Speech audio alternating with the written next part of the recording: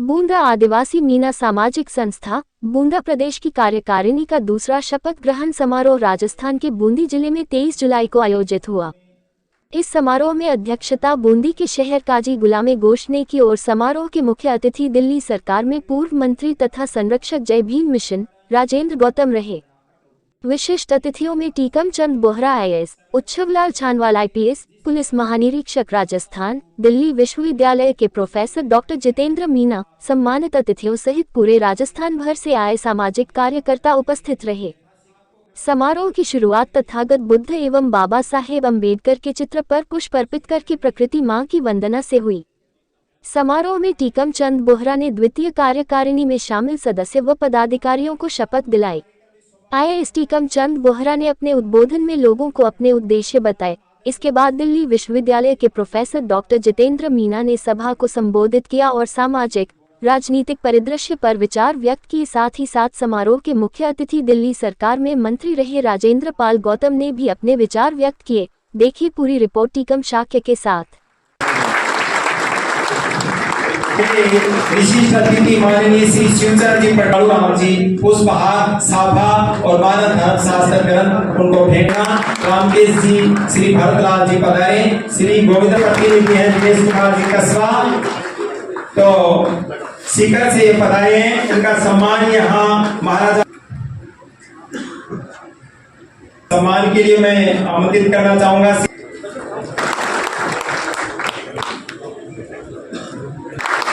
सम्मान के लिए मैं आमंत्रित करना चाहूंगा श्रीमान से जुड़ाऊ कार्यकर्ता के लिए अगले सम्मान हेतु मैं आमंत्रित करना चाहूंगा एडवोकेट लाल सिंह मारण 12 बड़े जोशीले 12 जिले में अपने नाम और अपने समाज के लिए हनुमान साफा पहनाकर ये संस्था सभी का ध्यान सबको साथ लेकर चलने वाली संस्था डॉक्टर मुकेश कुमार मीना, समाज के आम किरण जी मीना साहब रिटायर्ड तहसीलदार। निवेदन करूंगा कि वो मेरे साथ अपनी शपथ का वाचन करें। मैं अपना नाम बोलिए। मैं नव मनोनीत पद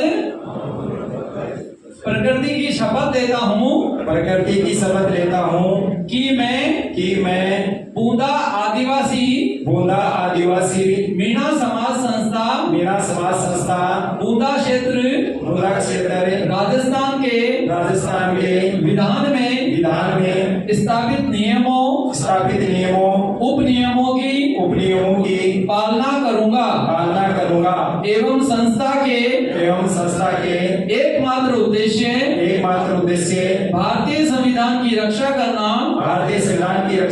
श्रीमान जगदीश प्रसाद जी मेघवाल, अध्यक्ष जिला मेघवाल सेवा समिति संस्थान बूंदी।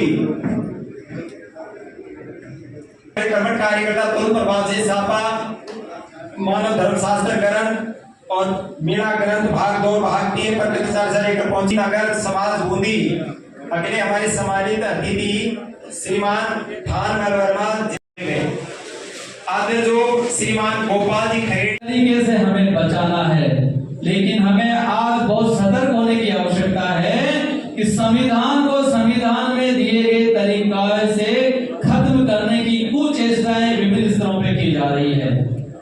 यह हम सब के लिए चिंता की बात होनी चाहिए और इस चिंता के साथ में सबको एक होकर के संविधान की रक्षा के लिए आगे आना चाहिए। और मैं बूंदा मीणा आदिवासी संस्थान का आभार व्यक्त करता हूं कि आज आप सब ने SC, ST, OBC और माइनॉरिटीज के लोगों को यहाँ इकट्ठा किया और एक सूत्र में सबको बांधने का एक सुनिश्चित कार्य किया। आज संविधान में जो हमारे हक अधिकार दिए गए हैं, जिसमें हमारा एक अधिकार है राइट ऑफ रिप्रेजेंटेशन, प्रतिनिधित्व का अधिकार, जिसको बोलचाल की भाषा में रिजर्वेशन कहते हैं, आरक्षण कहते हैं। लेकिन बहुत अफसोस की बात है कि वर्तमान व्यवस्था ने हमारे प्रतिनिधित्व के अधिकार को निष्प्रभावी कर दिया है। यह उनकी कुत्सित चालों का परिणाम है। आज देश में जिस तरह से निजीकरण हो रहा है, जिस तरह से PSUs का समाप्त किया जा रहा है, जिस तरह से प्राइवेटाइजेशन हो रहा है, उसका सबसे बड़ा जो खामियाजा भुगत रहा है वो हमारा SC, ST, OBC और माइनॉरिटी समाज भुगत रहा है। इसलिए हम सबको मिलकर इस दिशा के अंदर आवाज बुलंद करने की, आबादी को केवल 49.5% आरक्षण में स्वीकृति दिया गया है और जो 10% लोग हैं वो 60% आरक्षण को भोग रहे हैं। 50% तो सामान्य आरक्षण है, इसके अलावा ईडब्ल्यूएस के आरक्षण को भी वही लोग भोग रहे हैं। हमें इस बारे में सतर्क होने की आवश्यकता है, अपने अधिकारों के लिए आवाज उठाने की आवश्यकता है। अब ये बात आ गई है, जिसकी जितनी संख्या भारी उसकी उतनी हिस्सेदारी। इस देश के प्राकृतिक संसाधनों पे, इस देश की सामाजिक व्यवस्था में, इस देश की न्याय व्यवस्था में, इस देश की प्रशासनिक व्यवस्था में और इस देश की राजनीतिक व्यवस्था में हमें हमारी आजादी के बराबर हक हिस्सा चाहिए। ये बाबा साहब के दिए गए अधिकारों की बदौलत है, कोई खेलात नहीं है। इसलिए हम मिल करके इस आवाज को बुलंद करें और इस हक के लिए संघर्ष करें। ये मैं आप सब लोगों से विनती कर रहा हूँ। बाजार में तो एक बच्चे ने कहा कि राजा तो नंगा है। तो ये जो राजा नंगा है, जो दिल्ली में बैठा है, उसे कहना पड़ेगा कि बहुत हुआ।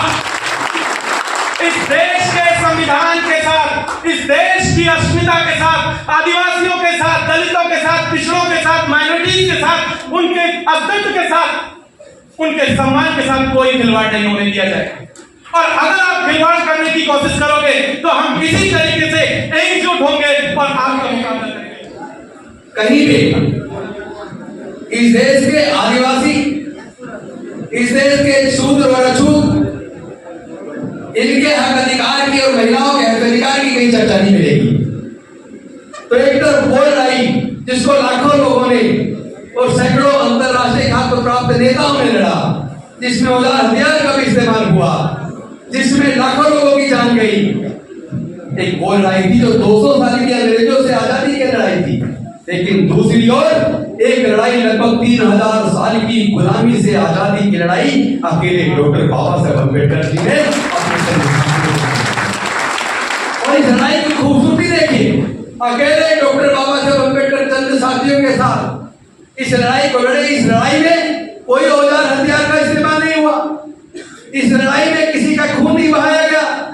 अपनी बुद्धिमत्ता से, अपनी बुद्धि और विवेक से, अपनी काबिलियत से, अपने तर्क से डॉक्टर बाबा साहब अम्बेडकर ने इस लड़ाई को लड़ा भी और इस लड़ाई को जीता भी। और हजारों साल की हमारी गुलामी को तोड़कर, हमारे पढ़ने लिखने के रास्ते बनाकर, हमारी नौकरियों में रिप्रेजेंटेशन देकर और हमारी सत्ता के अंदर भी रिप्रेजेंटेशन देकर हमारे आपके आगे बढ़ने का रास्ता बनाया। मैं कह रहा हूँ आज इतने साल हो गए, आपका न्यायपालिका में आपका आरक्षण सिस्टम एससी एसटी ओबीसी का चालू ही नहीं हुआ। कब तक होंगे? आप लोगों की जान कब तक आएगी? अरे मुर्गी के रूप में कब तक रहोगे? क्या अपने आप का संघर्ष करने के बाद आने वाले बच्चों का भविष्य की चिंता नहीं है? अरे वो लोग तो सब कुछ त्याग के शादी ब्याह भी नहीं करते और सब कुछ निष्फल करके उस व्यवस्था को जिंदा रखने के लिए रहते हैं। मैंने कुछ लोगों से पूछा, अरे राजस्थान उच्च न्यायालय के अंदर ये मनु की मूर्ति कैसे लगी हुई है? ये कौन है मनु? क्या भारत देश के संविधान के तहत है? क्या इस देश के प्रथम राष्ट्रपति है या इस देश के प्रथम प्रधानमंत्री है? अरे कोई तो होगा, या राजस्थान के मुख्यमंत्री है? अरे उन्हीं की मूर्ति लगती देखिए। मनु की मूर्ति राजस्थान उच्च न्यायालय में लगा रहे हैं और हमारे नेता एमएलए बनते, मंत्री बनते, संतरी बनते, क्या मतलब है तुम्हारा? एक बने तुम्हारा एक बात नहीं कर सकते हो संविधान के ऊपर, नहीं पार्टी के साथ हमारे सामने उनका कोई अस्तित्व नहीं है। मैं हकीकत बता रहा हूं, उन नेताओं को हमारे सामने कोई अस्तित्व नहीं है। रजवाड़ी प्रदेश रहा है और एक गुलाम प्रदेश रहा है। इनकी मानसिकता जो है राजस्थान की, वो गुलामी की है। तो यहाँ कैसे जागृति लाएंगे आप लोग? देखिए, गुलाम को एहसास करा दो कि वह गुलाम है तो आज़ादी के लिए संघर्ष कर देगा। ये बात डॉक्टर बाबा साहब अम्बेडकर कह कर गए।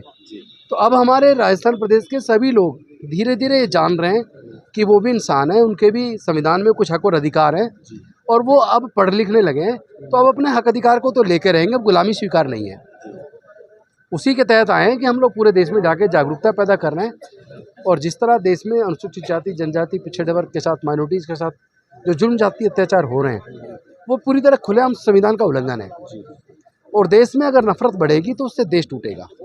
हम लोग देश में नफरत का रास्ता नहीं चाहते। हम लोग नहीं चाहते कि देश में वो व्यवस्था अभी भी बनी रहे जिसमें कोई जन्म से नीच जन्म से ऊंच बना रहता है। जब संविधान की नज़र में सब समान है तो सबको समान रूप से आगे बढ़ने का अवसर होना चाहिए। और सभी क्षेत्रों में, चाहे वो प्राकृतिक संसाधन हो, चाहे वो व्यापार हो, इंडस्ट्रीज हो या सत्ता हो, सभी क्षेत्रों में हमें अब SC ST OBC और माइनॉरिटीज़ के लिए, सबके लिए जिसकी जितनी संख्या भारी उसकी उतनी हिस्सेदारी वो सुनिश्चित करवाना, उनका हक अधिकार सुनिश्चित करना है। उसी के लिए हम पूरे देश में जागरूकता अभियान कर रहे हैं। खबरों में अब तक लिए बस इतना ही। मिलते हैं फिर ऐसी ही बड़ी खबर के साथ। तब तक के लिए नमस्कार और देखते रहिए the voice of justice news. अगर आप हमारे वीडियो फेसबुक पर देख रहे हैं तो आप हमारे फेसबुक पेज को फॉलो करें, और अगर आप हमारे वीडियो यूट्यूब पर देख रहे हैं तो आप हमारे चैनल को सब्सक्राइब कर बेल आइकन को प्रेस करें।